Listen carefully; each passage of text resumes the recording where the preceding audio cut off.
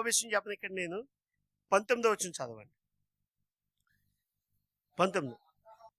తరువాత అబ్రహాము తన పనివారి వద్దకు తిరిగి రాగా వారు లేచి అందరూను కలిసి బెర్షిబాకు వెళ్ళారు. అబ్రహాము బెర్షిబాలో నివసించాను. మరి ఇస్సాకేడు వెళ్ళినోడు?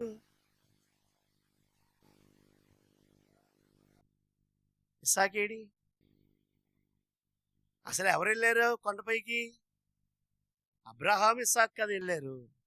కానీ తిరిగి వచ్చినప్పుడు ఇస్సాకేడి? పదివారు ఉన్నారు, అబ్రహాం ఉన్నాడు. మరి ఇస్సాకేడి?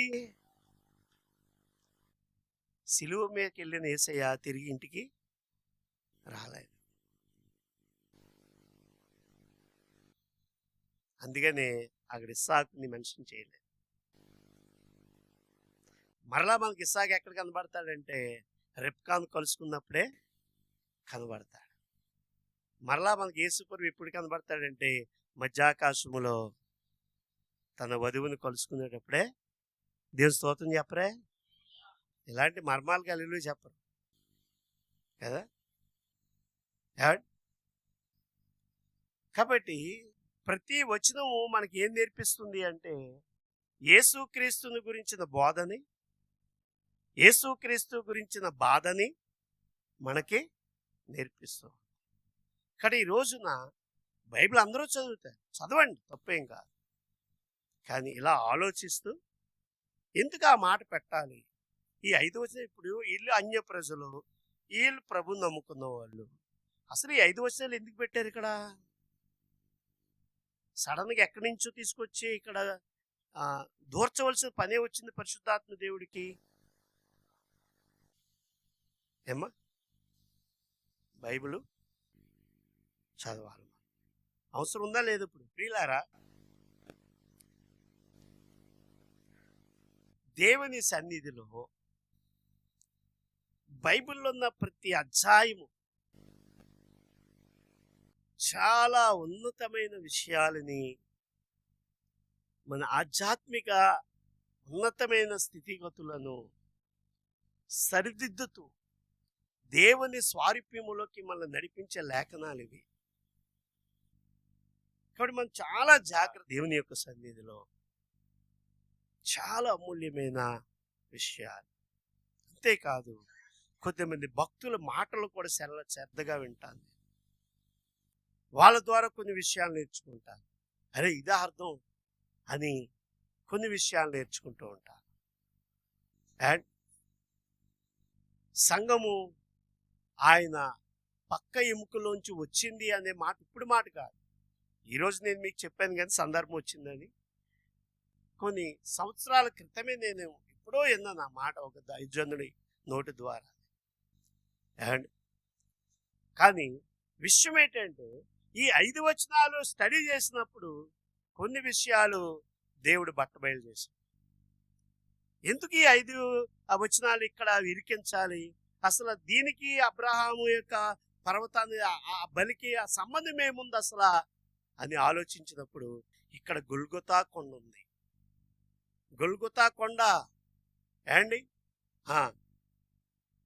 ఆయన బలి అర్పణ దగ్గర గొల్గొతా కొండ ఉంది. అంతేకాదు ఏండి, హెర్మోను పర్వతం ఉంది. అంతేకాదు ఏండి, సొలొమోను కట్టిన దేవాలయం కూడా ఇక్కడే కట్టాడు. సొలొమోను కూడా దేవాలయం ఎక్కడ కట్టాడు? ఈ కొండ మీదే. అంటే ఎవరినైతే బలి అర్పించారో ఆ యొక్క పర్వతం మీదే ఏండి సొలొమోను దేవాలయము. అంతేకాదు దావీదు కాలములో ఏండి ఆ యొక్క బలి, ఆ యొక్క వ్యాధి ఆగిపోవడానికి కూడా ఏండి ఏండి ఆ బలి అర్పించిన స్థలము కూడా ఇదే. కాబట్టి దేవుని సన్నిధిలో ప్రియులారా, దీనికి ఎన్నో పురాతన సాక్ష్యాధారాలు. ఈ 22వ అధ్యాయం అంత హిస్టరీ ఉందన్నమాట దీని వెనకాల. అంటే దావీదుకి సంబంధించిన హిస్టరీ ఉంది ఇక్కడ 22వ అధ్యాయంలో. సొలొమోనుకి సంబంధించిన హిస్టరీ ఉంది 22వ అధ్యాయంలో. అబ్రహాముకి సంబంధించిన హిస్టరీ ఉంది 2వ అధ్యాయంలో. అంతేకాదు 2000 సంవత్సరాల తర్వాత జరగబోయే గొల్గొతా కొండ హిస్టరీ కూడా ఇక్కడే కాబట్టి 22వ అధ్యాయం మనం చదివేటప్పుడు ఎన్ని విషయాల్ని మనం దగ్గర పెట్టుకొని మనం చదవాలి. అండ్ కాబట్టి ఇప్పుడు సంఘం ఇప్పుడు ఎక్కడ పుట్టింది? 22వ అధ్యాయంలోనే సంఘానికి ఏం వేసాయా? పునాదులు వేసేసారు. అంటే ఇప్పుడు ఇశ్రాయేల్ ప్రజలందరికీ ఏం అర్థం అవ్వాలి? అరే, యేసుక్రీస్తు ప్రభులు వారు ఇలా వస్తారు, ఆయన ఇలా సంఘాన్ని ఏర్పరచుకుంటారని. అందుకనే యేసుక్రీస్తు ప్రభు వారిని కొడుతున్నప్పుడు ఆయన, మీరు నన్ను గురించిన లేఖనములు మీరు సరిగ్గా చదవలేదు, లేఖనాలు చదివి ఉంటే మీరు నన్ను ద్వేషించారు. ఎందుకు ద్వేషించారు? మనకి బయలుపరిచిన పరిశుద్ధాత్మ మనకి బయలుపరిచిన లేఖనాలు కూడా వాళ్ళకి ఏం కావలేదు, బట్టబయలు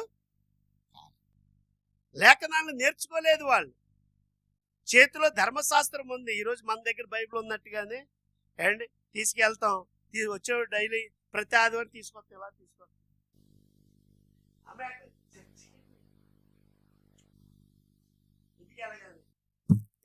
కడిగావా? మళ్ళీ ఇప్పుడు మళ్ళీ ఆదివారమే, మళ్ళీ మధ్యలో మళ్ళీ దీంతో పని ఉండదు మనకి, మళ్ళీ ఆదివారం. కానీ బైబిల్ అందుకోసం ఇవ్వలేదండి దేవుడు మనకి. భవిష్యత్తుని ఏంటో లేఖనాల్లో నేను దాచుంచాను. కష్టకాలంలో నీ బ్రతికేంటో లేఖనాల్లో నేను దాచుంచాను. సుఖాల్లో ఉన్నప్పుడు నీ బతికేంటో లేఖనాల్లో నేను దాచుంచాను. ఈ రోజు నీ బ్రతికేంటో లేఖనాల్లో నేను దాచుంచాను. లేఖనాలు పరిశీలించు, లేఖనాలను పరిశోధించు. ప్రతిరోజు ఎలా బ్రతకాలో నేను నిన్ను నడిపిస్తాను. ప్రతిరోజు నీకు కావాల్సిన ఆలోచన నేను నీకు అందిస్తాను. కానీ వాస్తవ క్రైస్తవ్యంలో జరిగేది ఏంటంటే కేవలం లేఖనములు వింటాము, కానీ లేఖనాలకి మనకి ఏ సంబంధం ఉండదు. అండ్ మన ఆలోచనలకి దేవుని ఆలోచనలకి ఏ సంబంధం ఉండదు. మన మార్గాలకి దేవుని మార్గాలకి ఏ సంబంధం ఉండదు. అంతా మన ఇష్టమే. దేవుసాకి వెళ్ళాలనుకుంటే వెళ్తానంతే, అంతే కదా. దేవుసాకి వెళ్ళాలనుకుంటే వెళ్తానంతే. వెళ్ళమని చెప్పాడే దేవుడు? అడిగి వెళ్తున్నావా? హాస్పిటల్కి వెళ్ళాలనుకుంటేనే వెళ్తానంతే. హాస్పిటల్కి వెళ్ళమని దేవుడు చెప్పాడా? అందుకని నా తలంపుల వంటి తలంపులు మీవి, నా మార్గాల వంటి మార్గాలు మీవి. కారణం ఏంటంటే లేఖనాలతో మనకు సంబంధం ఉంటే ఎవ్రీడే మన లేఖనాలతో మనం స్నానం చేయొచ్చు అన్నమాట. ఎవ్రీడే మన లేఖనాలతో కడుపు నింపుకోవచ్చు. ఎవ్రీడే లేఖనాలతో మనం స్వస్థత పొందొచ్చు. ఎవ్రీడే లేఖనాలతో మనం ఎంజాయ్ చేయొచ్చు. యేసు ప్రభు చేయి పట్టుకుని వెళ్తూ ఉంటే, ఏమండి, అనుదినము జయస్వాహములతో ఆయన మమ్మల్ని ఊరేగించు. పదం చదివారు ఎప్పుడైనా? అది అనుదినము, అనుదినము అంటాడు ఆయన. అనుదినము జయస్వాహములతో ఆయన మమ్మలను ఊరేగించు. అనుదినము, ఎవ్రీడే, ఎవ్రీడే.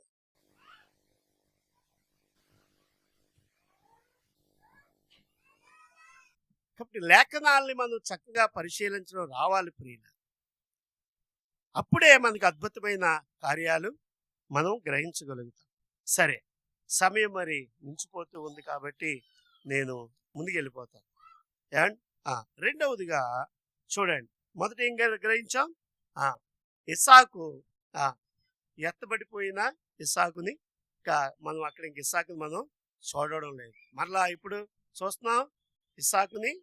రెబ్కాను కలుసుకున్నప్పుడే మరలా మనకి కనబడతాడు ఇస్సాకు. అంటే మధ్యాకాశంలో మనకి యేసుప్రభుని మళ్ళీ మనం ఎప్పుడు చూస్తాం? మధ్యాకాశంలో వధువు సంఘాన్ని కలుసుకున్నప్పుడు యేసుప్రభుని మనం చూస్తాం. అండ్ కాబట్టి ఎత్తబడిపోయే సంఘం, ఎత్తబడిన సంఘం కదా, అప్పుడు యేసుప్రభుని మనం మరలా